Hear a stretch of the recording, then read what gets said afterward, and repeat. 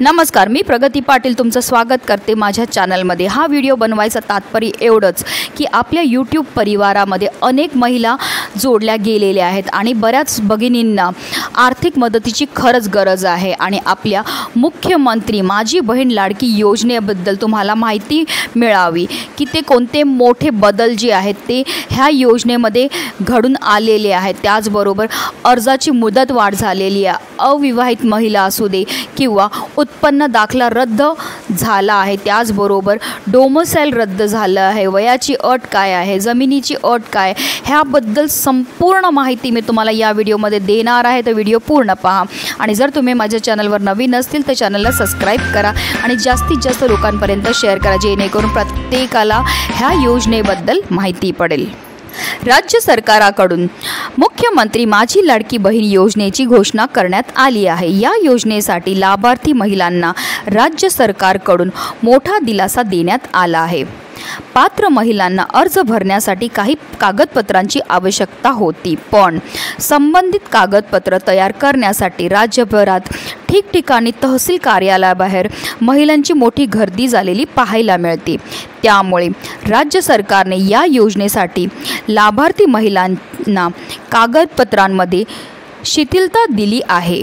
या योजनांसाठी सर्वात महत्त्वाची अट ही महिलांच्या कुटुंबाचा उत्पन्न हे 2.5 लाखपेक्षा जास्त नसावं असं आहे, पण यासाठी उत्पन्नाचा दाखला पुरावा म्हणून द्यावा लागेल। पण आता तहसील कार्यालयावर होणारी गर्दी पाहता राज्य सरकारने उत्पन्नाचा दाखला उपलब्ध नसेल तर ज्या कुटुंबाकडे पिवळे किंवा केसरी रेशन कार्ड उपलब्ध असेल त्यांना उत्पन्नाचा दाखला प्रमाणपत्रातून सूट देण्यात येईल अशी घोषणा केली आहे।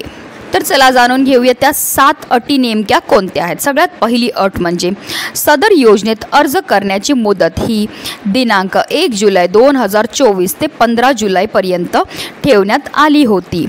या मर्यादेत सुधारणा करण्यात येत असून आता सदर मुदत 2 महिने ठेवण्यात येत असून ती दिनांक 31 ऑगस्ट 2000 पर्यंत लाभार्थी महिलांना अर्ज करता येईल। तसेच दिनांक 31 ऑगस्ट 2024 पर्यंत अर्ज करण्यात आलेल्या लाभार्थी महिलांना दिनांक 1 जुलै 2024 पासून दरमहा 1500 आर्थिक लाभ देण्यात येणार आहे। दुसरी अट म्हणजे या योजनेच्या पात्रतेमध्ये आदिवास प्रमाणपत्र आवश्यक असल्याचे नमूद करण्यात आले होते। आता लाभार्थी महिलेकडे आदिवास प्रमाणपत्र उपलब्ध नसेल तर त्याऐवजी 15 वर्षापूर्वीचे एक राशन कार्ड, मतदार ओळखपत्र, शाळा सोडल्याचे प्रमाणपत्र, जन्म दाखला या 4 पैकी कोणतेही ओळखपत्र प्रमाणपत्र ग्राह्य धरण्यात येणार आहे।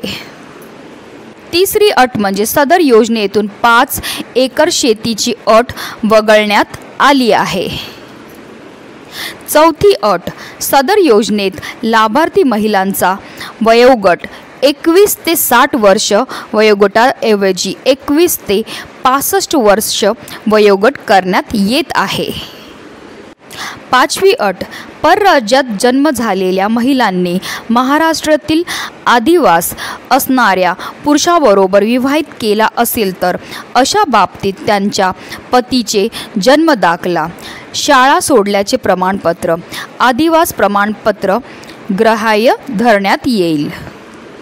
6वी अट 2.5 लाख उत्पन्न दाखला उपलब्ध नसेल तर ज्या कुटुंबाकडे पिवळे व केशरी रेशन कार्ड उपलब्ध असेल त्यांना उत्पन्नाचा दाखला प्रमाणपत्रातून सूट देण्यात येत आहे।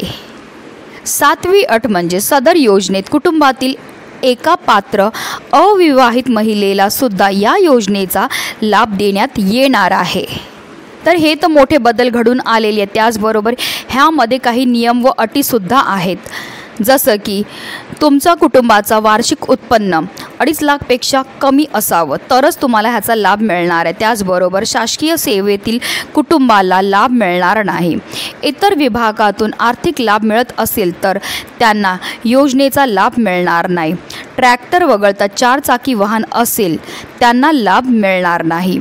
आता अर्ज कसा भरावा? तर अर्ज हा ऑनलाईन भरायचा आहे. ज्यांना शक्य नाही त्यांनी अर्ज ऑनलाईन अंगणवाडीत किंवा ग्रामपंचायत कार्यालयात जाऊन भरू शकतात.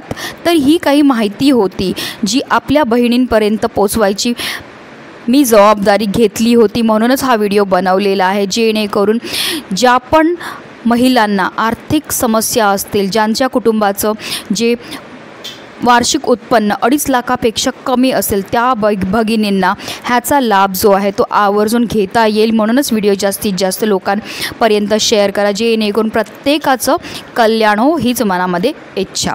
धन्यवाद.